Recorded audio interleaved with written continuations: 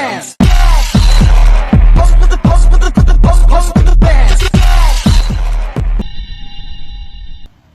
Assalamualaikum warahmatullahi wabarakatuh.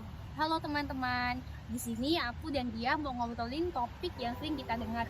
Namun ternyata masih banyak loh yang belum tahu detailnya.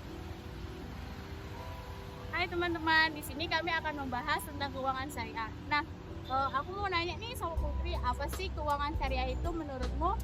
Jadi keuangan syariah adalah suatu cara mengelola keuangan yang berdasarkan syariat Islam.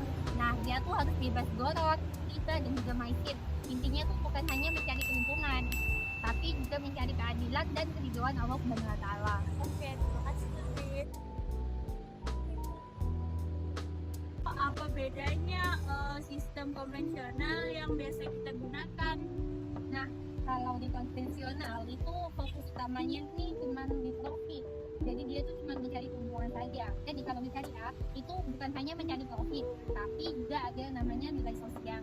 Oh, jadi ada keseimbangannya ya? Nggak cuma soal uangnya saja, tapi juga ada kemaslahatannya juga. Ya betul. Kan kita udah bahas tentang perbedaannya nih. Tapi aku masih bingung nih, prinsip dasarnya tuh apa ya? Kamu bisa nggak sih jelasin ke aku?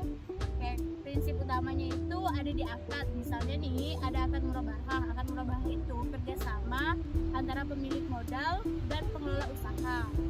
Kalau untung dibagi sesuai dengan kesepakatan, kalau rugi ditanggung bareng-bareng. Oh iya, terus ada musyarakah ya? Yaitu kita gabung modal untuk usaha bareng. Kalau murabahah itu kan jual beli dengan margin keuntungan. Nah, misalnya mau beli motor lewat bank syariah. Bank syariah itu beliin dulu, terus nanti dijual ke kita dengan margin yang disepakati di awal. Jadi jelas untung dari jual beli bukan bunga. Dan juga ada banyak akad-akad lain ya, kayak akad istisna, akad ijarah, akad salaf. Nah, semua akad itu transparansi ya. Iya, seperti itu. Nah, dalam praktiknya di keuangan syariah ini didukung oleh beberapa lembaga seperti Bank Syariah, BMT, dan juga asuransi syariah sampai dengan pasar modal syariah. Contohnya di Indonesia itu ada BSI, Bank Syariah Indonesia. Nah, terus pemerintah nih juga menerbitkan sukuk, yaitu obligasi syariah untuk membiayai pembangunan infrastruktur. Nah, jangan lupa juga ada instrumen sosial seperti zakat, wakaf, infak, dan juga sedekah.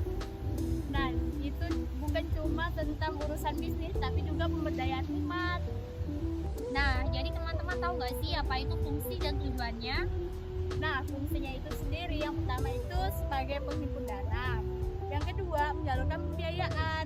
Yang ketiga, menjaga stabilitas ekonomi. Dan keempat, fungsinya fungsi sosial. Nah, tujuannya itu sendiri jelas menciptakan keadilan dan keberlanjutan ekonomi sesuai dengan syariat Islam. Simple tapi komplit kan?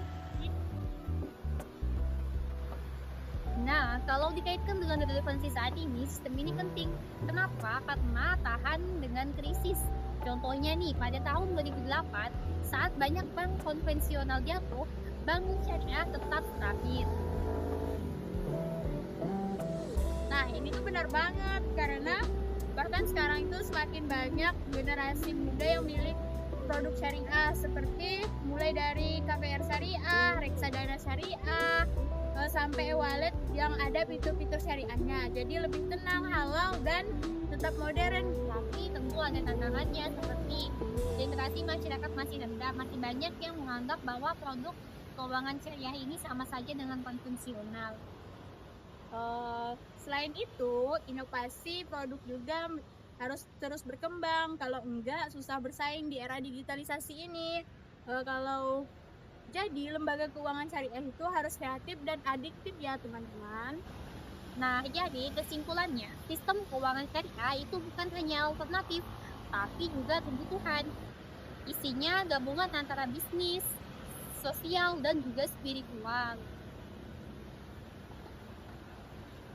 Nah, jika dikelola dengan baik, sistem ini bisa jadi solusi ekonomi yang berkelanjutan dan berlandasan keadilan.